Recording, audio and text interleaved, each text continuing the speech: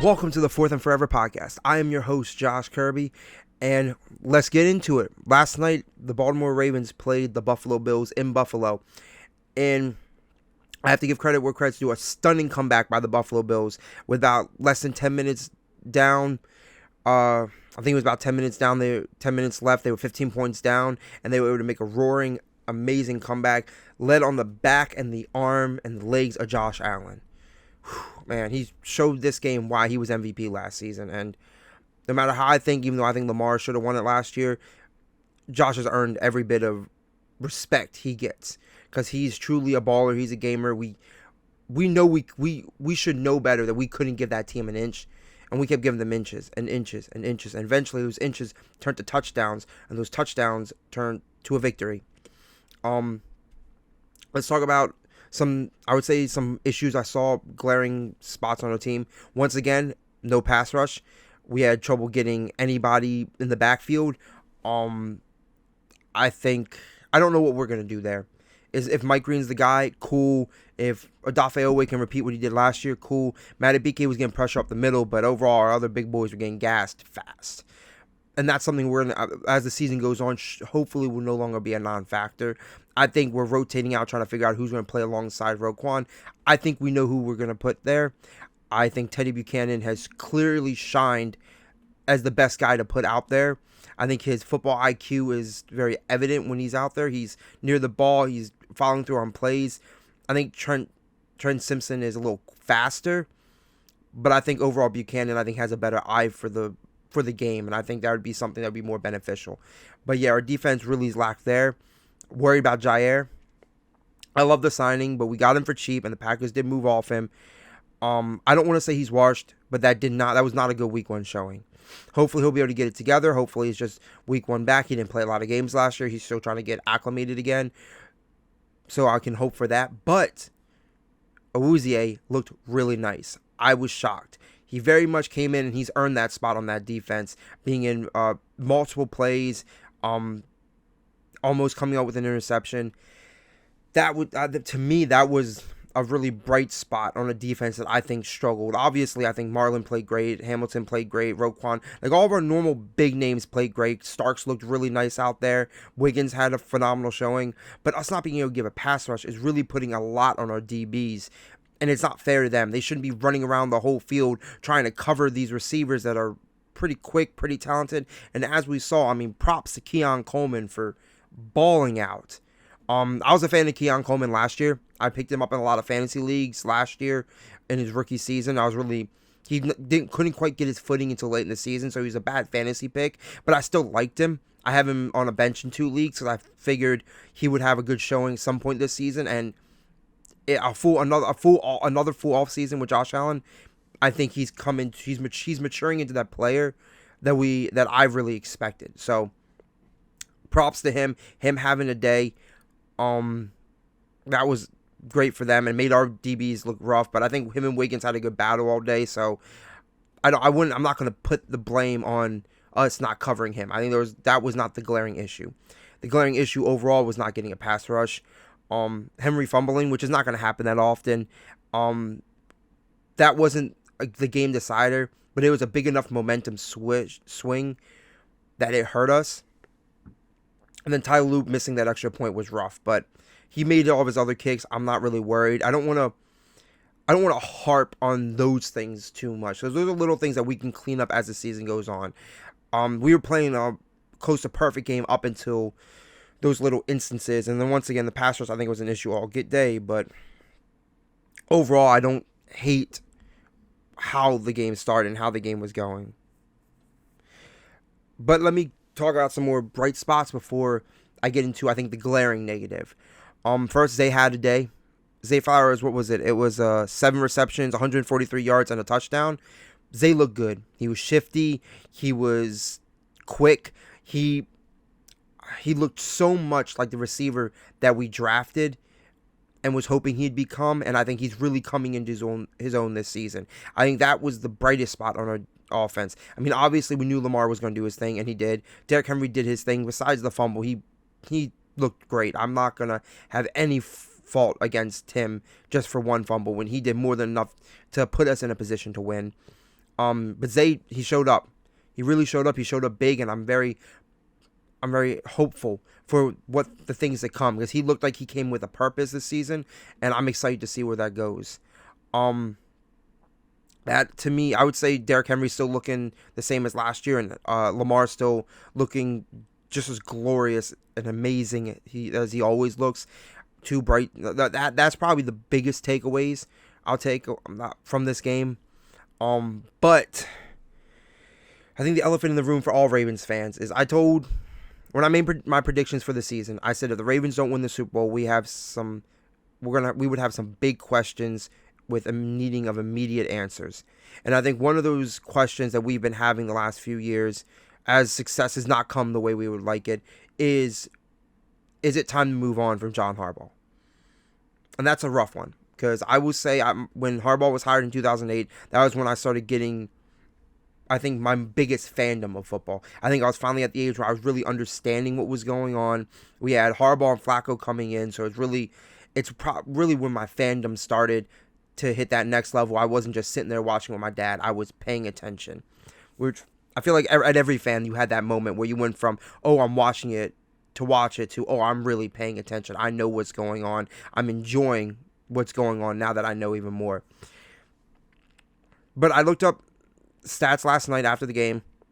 John Harbaugh has had 17 blown double-digit leads in the fourth quarter, and that's the most since 1991. That is a ridiculous stat. That means, what I hate to say it means our defense gets complacent, our offense takes off the gas. I think overall it means that our game plan late in games is not to finish games, it's to hold off and hope we squeak out with a victory, which is not how you win in this league. You can't just cross your fingers and hope that at the end of the game you get the ball, you can kneel down, and the game can just end like that. You can't. You got to know the opponents you're playing. You got to know the teams you're playing. You know, if you give Josh that ball, that's an issue. I mean, and these blown leads is not just a thing that's been his career. It's been recent. He's had 13 of those double-digit fourth quarter blown leads since the start of the 2022 year. That is ridiculous. I've been to those games, some of them. I physically have been to some of those games, and I've watched every one of them. And this one was the most glaring to me, because we were the better team. I would say all out, I think I saw us as the better team. I think we had better players. I think when we wanted to do something, we did it. I mean, D-Hop came out there for, one series, one play, threw it up there, caught the touchdown, walked off like it was nothing. Derrick Henry was doing his thing. Lamar was doing his thing. Hamilton looked great. Humphrey was having a good day. I mean, it was hard to find an overall glaring negative besides the pass rush, but we were overall, I think, playing better than them. That's why we put up 40 points, and we had a 15-point lead, and we did everything we needed to do to win that game, and then we gave it to them. And why are we giving away games late? I will never understand this. It's the biggest issue in this franchise right now, is why we're giving up late. Why are we not committing to 4 quarters of football? You don't win the game in the first quarter. You do not win the game in the first quarter. You can only win it long term. You have to play 4 quarters of football. And I don't know what it's going to take. I like Zach Orr as a DC, but if Harbaugh's not the issue, then we got to look at the DC, and his defense let up the points. His defense let that comeback happen. Then again, it is against Josh Allen. I mean, I know all other DCs would be getting the same heat if Lamar did that to them, or Mahomes did that to them, or Burrow did that to them, but it happened to us. So I don't care what happens to other teams. I don't care who the quarterback is. At the end of the day, we need to stop that. And this will actually transition to my next point. Is more so one of the reasons why I started this podcast and named it the Fourth and Forever Podcast, was a glaring involvement of fourth downs. I think fourth downs recently in the NFL has become more of a gamble than they ever have. People are going for it more often than not. We were in a scenario last night to go for it on fourth down. It was 4th and 2nd or 4th and 3rd. And if we would have got that, we would have probably been able to take off enough time off the clock to seal the game, or at least kick a field goal and extend the lead a little bit more. But instead, what did we do? We punted, and we give Josh Allen the football, knowing that our defense has not been stopping him. They were not doing it. Our D line was gassed. We were getting no pass rush, and our DBs were running around trying to chase down these receivers while Josh Allen's just doing his thing back there and no one getting to him. It was, in my opinion, I probably would have punted it too. You fail that 2-point, you're giving them field goal position, giving them a chance to win the game. It was cut and dry there. But yet you still let them drive down and score. So was it really worth it? Was it like, I guess when I have someone like Lamar Jackson as our quarterback, you have to put the faith in him. You know your defense wasn't going to stop Josh. I don't care how much you believe in them. They were gassed. They was done. Josh was going to drive down the field. We needed really good plays, and even like the best plays that were made, it still wasn't enough. We still had glaring issues that were getting exposed in previous series. So why, in the probably the most pivotal play of the game, we decided to punt it instead of giving it to Lamar or giving it to Henry and saying, go do your due diligence. But, well, that was a glaring issue. But on the flip side, why I have that jersey hanging up today is in probably the most exciting game or I would say at least of the early window, the Steelers-Jets game. We saw an amazing last play of the game when Jalen Ramsey laid the hit of hits after tussling with Garrett Wilson all game to knock the ball free and end the momentum, end the drive, and secured the win for the Steelers. That is clutch play right there. That is what you do. You let your best players make plays in key situations. I don't care if it's on defense. I don't care if it's on offense. Those are the defining moments of a football game, is when you're letting your key players take over the game. And that right there was him laying that hit was, even though I talked my trash to Ramsey, and I love Ramsey. I don't know if everyone love Ramsey as much as I do. But I've always been a Ramsey fan. I have his jersey for a reason. I wish I had his Jacksonville jersey too. He's a dog. But I thought going to the Steelers was a mistake. I was wrong. He showed up for them. He had a great day. And he laid the game-sealing hit. So, props to them. That was amazing. Now, on to another great performance. Personally, I feel really good about this breakout performance. 5 fantasy leagues. Picked him up in all 5 of my drafts. And I told you in episode 1, Offensive Rookie of the Year, Emeka Egbuka. 2 touchdowns, over 70 yards. I think it was 4 receptions. He looked amazing. He looked as good as I thought he would. They talked all training camp about how great he was going to be. Baker was hyping him up. The coaching staff loved him. They thought his IQ, his hands, everything that he had was such a pivotal part of that team. With his skill set, being able to flood right in with Godwin may not being back to week 5, and Mike Evans. I mean, he's not the Mike Evans is not the Mike Evans he was a couple years ago, but that's not his fault. He's been playing for 10 years. Like, he's not going to be the same guy. So having that young, fresh blood that we witnessed his highlight is great, and I think I will proudly hang my hat calling that from the get-go. So I'm excited to see how he performs the rest of the season. My fantasy team is very happy all across the board being able to get him. And that was glaringly probably one of my best guesses going into week 1. And then we got to get to my picks for week 1. So, it started off Thursday night pretty well. A little nervous because Dallas played well, but I was correct. The Eagles did defeat the Cowboys. But I think that was kind of where the good luck ended, as all but one of my other picks fell through. I would talk about most of them. I'm going to run down a little bit more about the Titans Broncos later, so I'll get into that more in detail later. I think the Texans-Rams game was really weird. That Rams defense is about as good as I thought, maybe better than I thought they were. That Texans O-line is a lot worse than I thought it would be, and that's a glaring issue. If they can't fix that, this team has real problems ahead of themselves. I think this division is about to be a lot closer than people think. I think my original win total for the Texans may be incorrect, because I do not think this team is going to beat good teams, especially if these good teams have a good defense. That O-line is not going to hold up. Next, Seattle, San Fran. I'm going to talk more about that division later too. Overall, the NFC West, I think it's a very open competition. I think week 1, I think, showed that more than anything. But I think that bet was a good bet, but I've realized real quick in that game, Niners have Christian McCaffrey. Christian McCaffrey's healthy. That's the game changer. They have Christian McCaffrey. They can win. I don't care who their opponent is. He's the difference maker on that team. Brock probably made some great throws. He probably made one of the best plays of the game.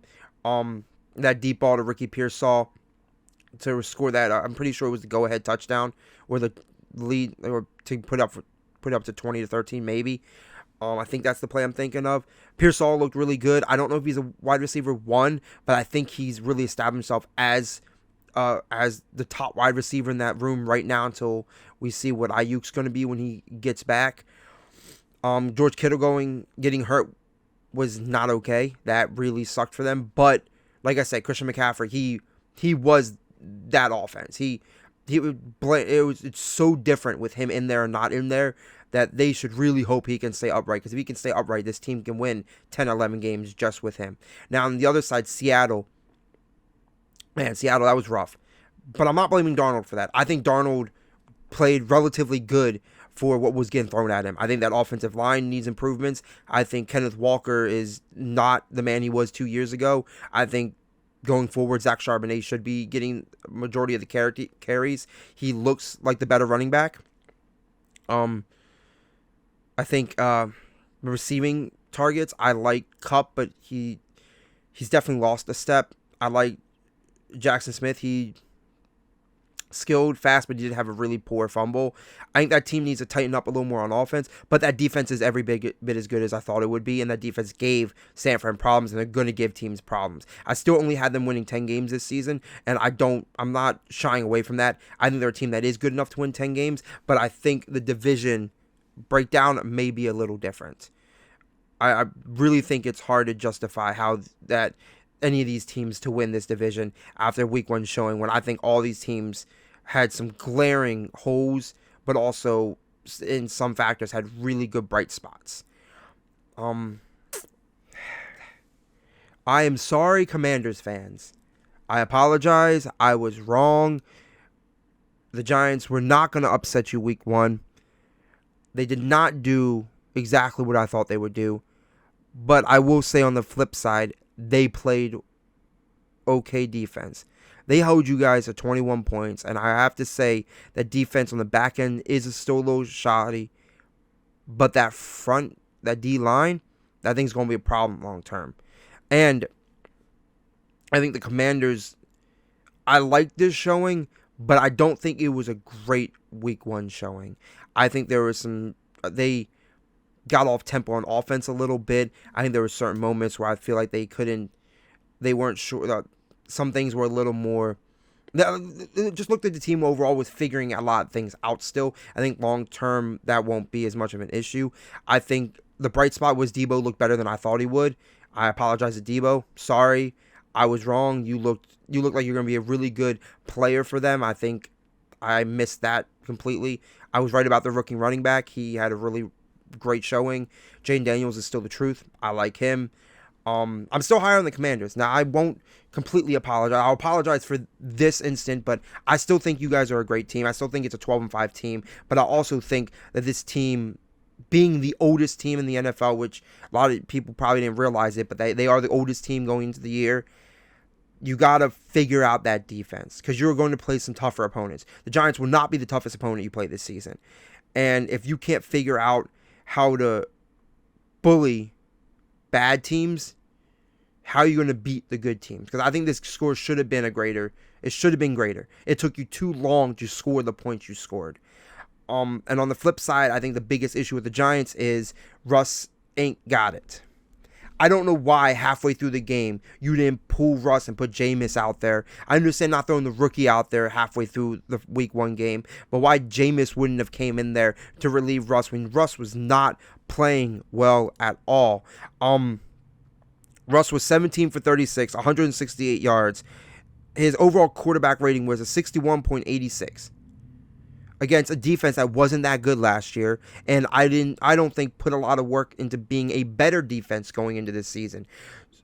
It was pitiful. Their offense couldn't get anything going. They got Malik Neighbors involved way too late. They should have been targeting him. I told them, I said they were going to win this game by giving the ball to Neighbors, Russ trying to divvy out the ball, and that defense playing well. The defense did not play well enough. They did not divvy up the ball to Malik Neighbors enough. And at the end of the day, I think you don't even run it back with Russ. I think week 2, I think you go into today's Monday. I think you go into the team, you look around and you say Jackson Dart starting week 2.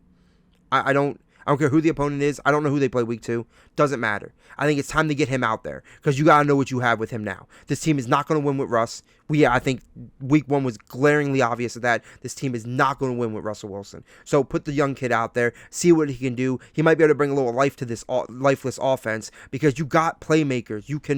This team can win games. I'm not, like I said, I don't think they'll win 10 games. They can win 6, 7 games, but you have to put your best players in the best positions to win. And how can you tell your players to go play their hardest when you got Russell Wilson out there losing games? Now, he didn't throw an interception, but he didn't throw a touchdown. He didn't do anything special that made him seem like the person that should be starting. At least with a young rookie in Jackson Dart, you're getting some excitement, some flash. He's got some movement. It would be such a better option. Yeah, that was a rough take I made week 1, thinking they were going to upset the Commanders. Man, I believed in Russ a little more than I should have. That was my mistake. I should not have believed in Russ, but I do think Dart is a really good option going into the rest of the season. So hopefully the Giants will really consider it, and we'll look at their options. And Giants fans, good luck. Once again, Commanders fans, I am sorry. But a team that I'm not sorry to, because I was singing them praises before the Michael Parsons trade, was the Green Bay Packers. Look at them boys ball. Now, I still had them losing week 1 to the Lions, and I do love the Lions, and I still think the Lions will get it together. But holy crap, look at that.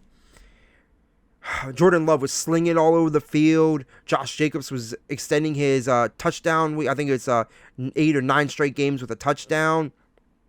Tight ends look good.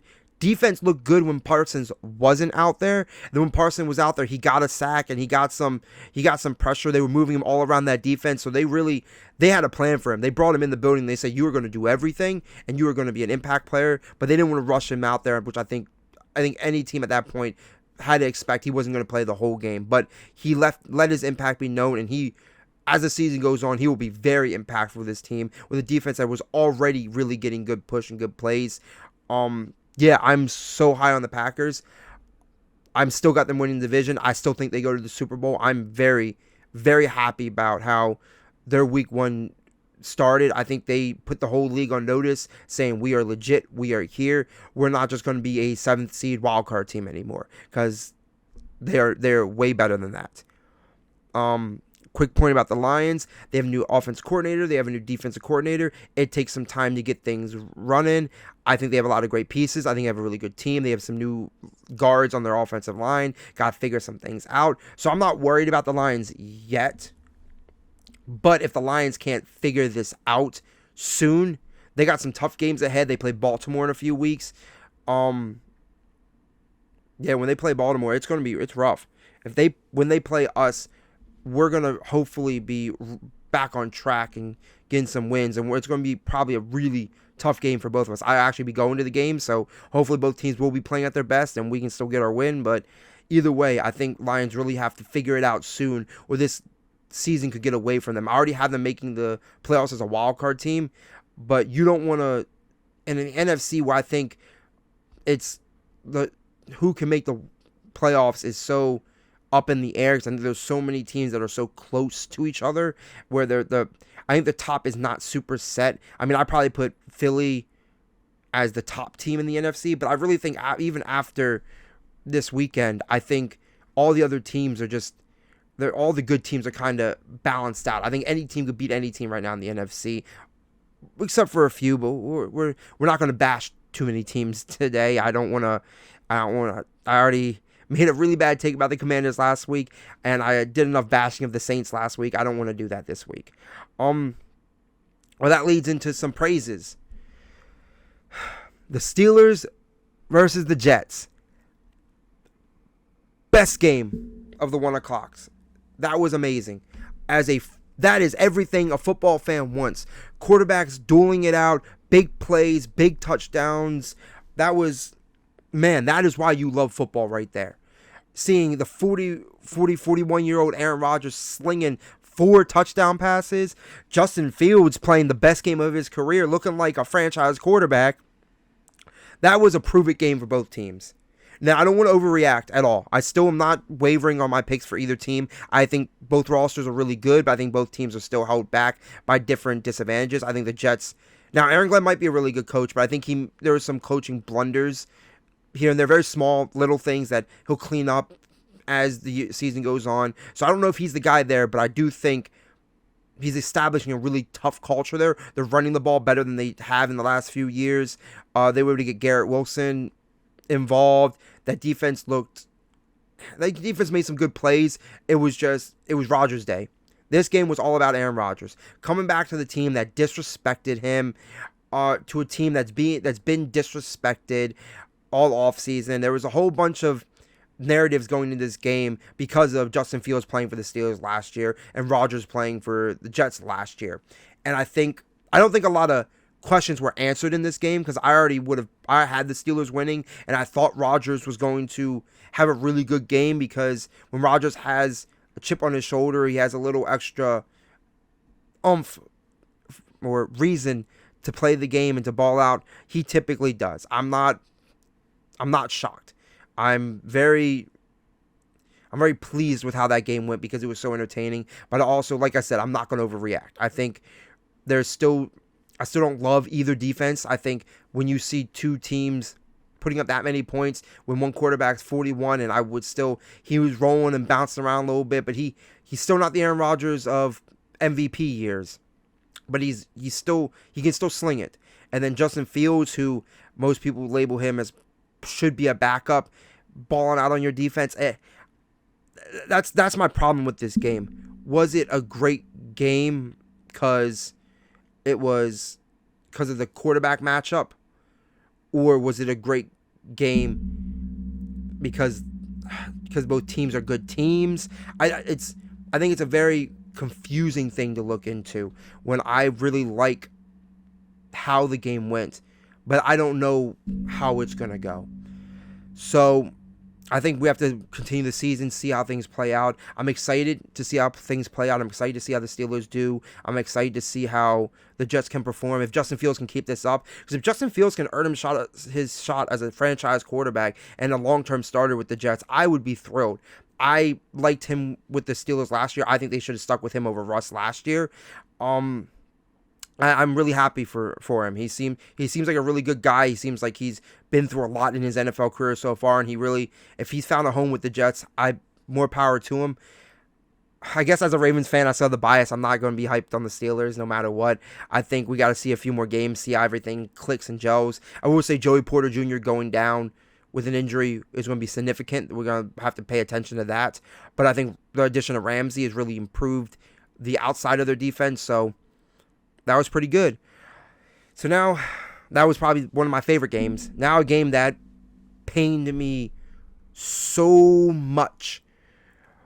The Tennessee Titans going to Denver. Now, I think Denver, it was a good first matchup for Denver. Playing a rookie quarterback, you're a top 10, top 5, probably a top 3 defense when it's all said and done by the season. You have the reigning defensive player of the year in Pat Surtain. You got Sean Payton as your head coach coming into week 1. That seemed like a favorable matchup for you. But the Tennessee Titans did not make it easy. Holy crap. Was that... Okay. So either Bo Nix, his ceiling was last year, And that should make all Broncos fans very nervous because, honestly, if I was a Broncos fan looking at 25 completions, 40 attempts, 1 touchdown, 2 picks from Bo Nix, that is not a winning performance. They won, but that's not how that you're not going to win long term in this league putting up numbers like that. I mean, Cam Ward, rookie, first game, 12 completions, 28 attempts, 112 yards. He didn't play it much better, but I didn't expect him to. I said we weren't going into week 1 judging Cam Ward. He's going against a great defense. He made some good plays. He was rolling around the pocket. He looked okay. I think he's got to get more comfortable. I think that offensive line needs a little work. But I think if he has a defense like that, it will really make his life a lot easier. Now, once again, is that defense that good? Or is the Broncos offense that shaky? That, I think, is the main question coming from that game. Because Cam Ward, I gotta at least see it to Thanksgiving and beyond. I gotta let him get some games in, let him play some other opponents, let him get some divisional matchups in, let him have some home games, some more away games, have him more scenarios pop up. So I'm not worried about Cam. I'm worried about Bo. That was rough. You can't come out looking like that with the hype that's surrounding your team. Now, I think they're missing the playoffs. I had them as a 10-7 missing the playoffs team. So I thought it was going to be shaky. But if Bo plays like that all season, then Bo ain't the answer. And that is scary because I think this is a team with a roster that has answered a lot of questions last year. And now this is it a sophomore slump? Sophomore slumps happen. But with a coach like Sean Payton and a defense like that, you need to figure it out. And I don't know what they have to do. They have to go look at the drawing board, but he wasn't seeing the field very well. He was making some really poor decisions. I think he's not connecting with all of his receivers as well as I would think he should. I think one of his biggest advantages last year was his escapability, and I don't think we saw that enough. I think it's maybe the Titans defense is just that good. I think we'll just have to see throughout the season. Maybe the Titans defense is just that good, and I'm just overreacting to Bo Nix' performance, and maybe I should be underreacting a little bit. Maybe I should say, hey, it's week 1, put it aside. But I'm on watch alert.